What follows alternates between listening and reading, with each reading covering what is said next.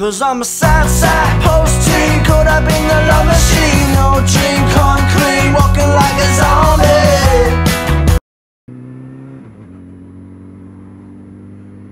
Hello everyone, it's Fisher Boy.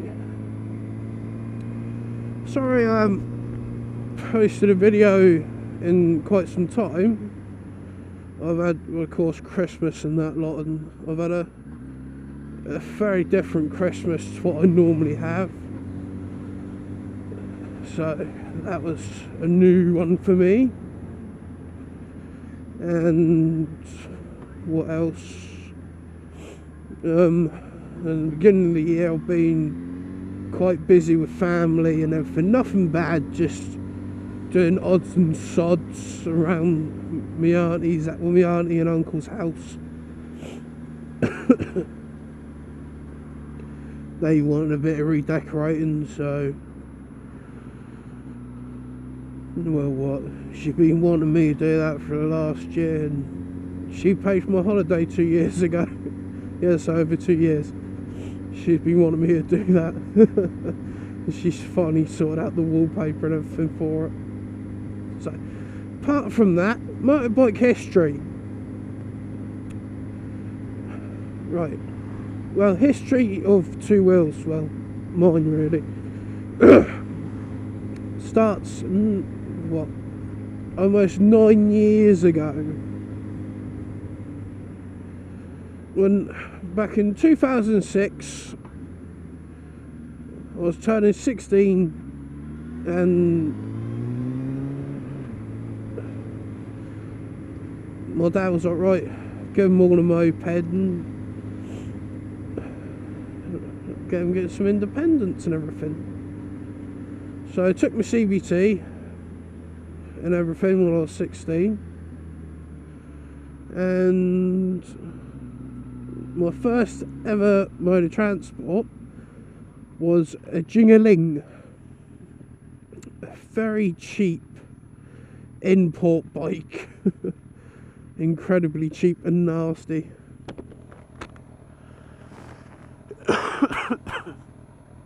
My dad paid £300 brand new for that. Brand new, £300 back in 2006. You can already tell the build quality of it. Crikey. It's going to be horrendous. Which it was very cheaply made. All the weldings and everything just rusted. It was that badly made, I actually snapped the engine bracket on it. So I was moving it out of my friend's back garden, and I was being not that gentle, but very reasonably gentle with it. And the engine mounts, it connected to the swing arm and whatever on the moped, just broke. They just snapped instantly. So after that we got it welded up, and bless the little thing, it wasn't up to the job which I wanted it for and which I needed it for. So we part X'd it for a Galera Runner. And what, that Galera Runner was awesome, 50cc moped, and what, I stuck on that, and what, by the time my CVT run out, I had to redo it, but I had to redo it for a 125, so I wanted my motorbike licence, so I redid that for my 125, well, for my bike licence. So I did that, and tell you one thing, that day, on my first ever time being on a 125, I nicknamed that Wheelie Day for my CVT, and that was back in 2008. I did that, and then a couple of months, a couple of weeks later, I took my test. I took my A-Class back in 2008 when it was still an A-Class or direct access, and as you can tell, I've never looked back since. I think I had one minor on my test, which I was quite lucky.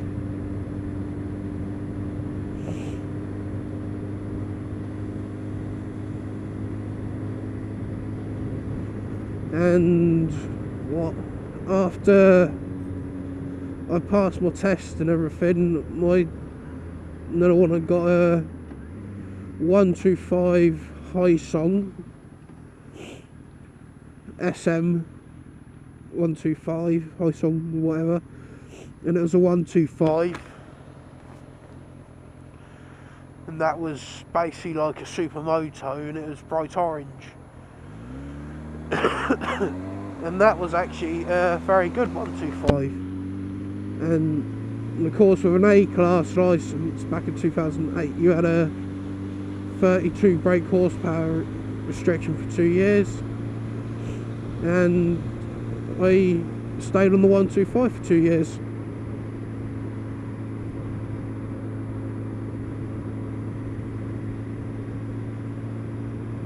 So I stayed on the 125 for 2 years and that lot.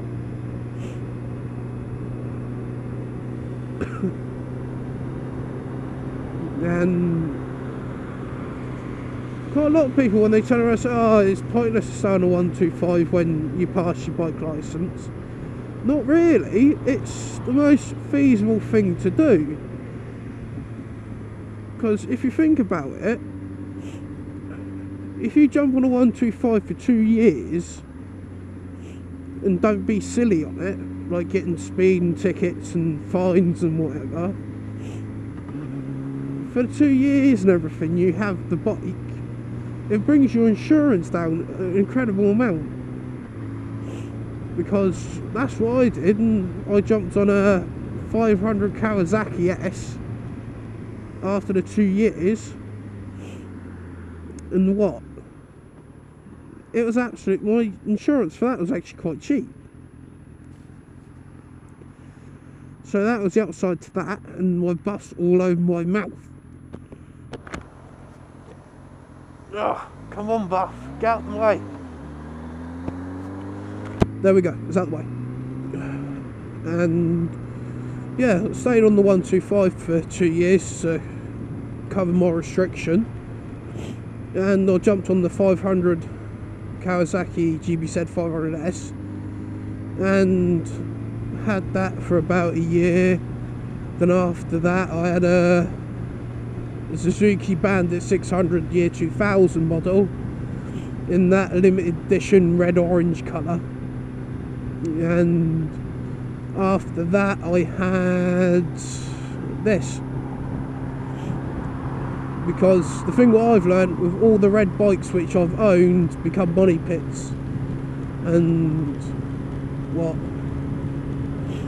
I was quite alright with the first two with mopeds and that lot, and what, the 500 become a money pit, the Red Bandit money pit, and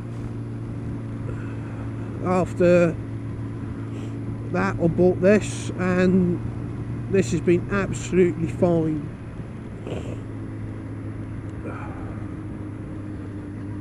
And there we go, guys, that's my bike history for you. I should hopefully try and get another video out somewhen, but I've got this bloody cold. Yesterday I was like a bloody zombie. So there we go, guys.